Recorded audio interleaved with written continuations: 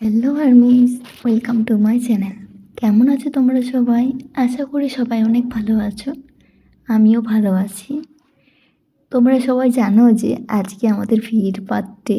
এই উপলক্ষে তিনি কালকে রাতে লাইভে এসেছিলেন।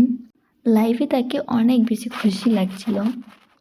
আমাদের কিম সাহেব আর্মিদের মেসেজে রিপ্লাই দিয়ে বলেন, thank you, thank you, thank you.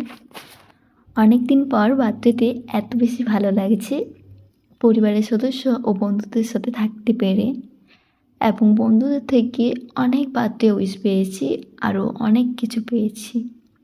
আর আমি তোমাদের থেকে জন্মদিনের শুভকামনা নিতে চাইছি, এই জন্য আমি এখানে আছি।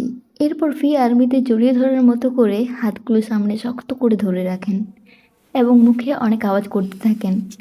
তাকে দেখেই বোঝা যাচ্ছিল তিনি কত বেশি খুশি হয়েছেন আর্মিদের সাথে তার বার্থডে সেলিব্রেশন করতে পেরে। এরপর তার মাকে উদ্দেশ্য করে বলেন মা, এবং চুপ করে যান। হয়তো মায়ের কথা মনে পড়ে তার খারাপ লাগছিল। তিনি তার মাকে উদ্দেশ্য করে আবার বলেন, আজকাল কি করছো তুমি? আমি কালকে, এটা বলে তিনি কিছু একটা ভাবতে থাকেন।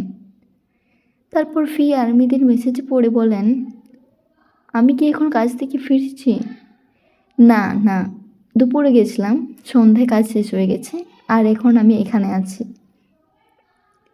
এরপর তিনি বলেন, আমি এখন ঘুমোতে যাচ্ছি, আমাকে এখন বিছানায় যেতে হবে।